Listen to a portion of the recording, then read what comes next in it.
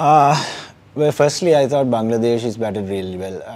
প্রথমত আমি মনে করি বাংলাদেশ সত্যিই খুব ভালো ব্যাটিং করেছে, বিশেষ করে প্রথম ইনিংসে মুশি এবং শান্ত।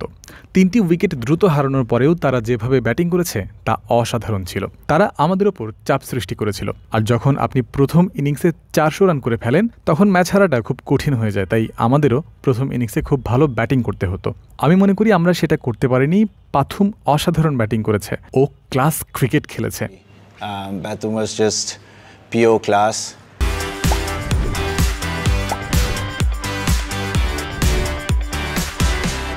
And rest of the batters couldn't really.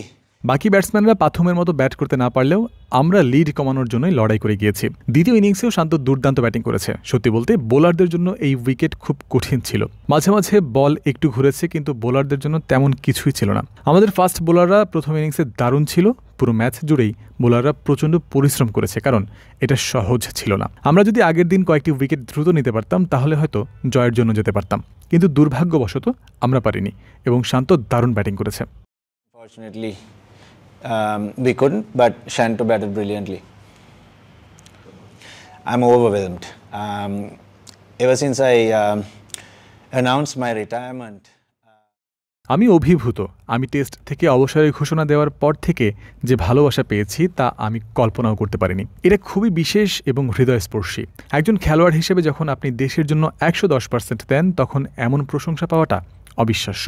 আমি সবাইকে ধন্যবাদ জানাই, বিশেষ করে ভক্তদের যারা ২০০৮ সাল থেকে আমার সব ভালো মন্দ সময়ে পাশে ছিলেন। আমার ক্যারিয়ারে অনেক উত্থান পতন এবং চ্যালেঞ্জ ছিল। আমি আমার পরিবার, বাবা মা, স্ত্রী, সন্তান এবং সর্বশক্তিমানকে ধন্যবাদ জানাই এমন একটি চমৎকার ক্যারিয়ারের জন্য। এতগুলো ইনজুরি পর আমি কখনো ভাবিনি যে আমি ১০০টি টেস্ট ম্যাচ খেলতে পারবো, কিন্তু আমি কখনো হাল ছাড়িনি, কঠোর পরিশ্রম করে ফিরে এসেছি।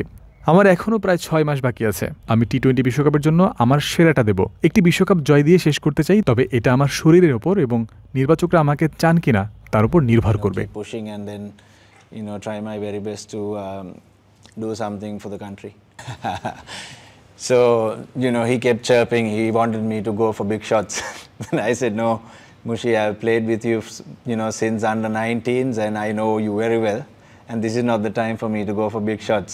Obviously, we want to draw this game. But, they were brilliant. I mean, they were very respectful. We've known each other for a very long time. And yes, we had moments, we had heated moments in the past, but, we shouldn't hold on to anything.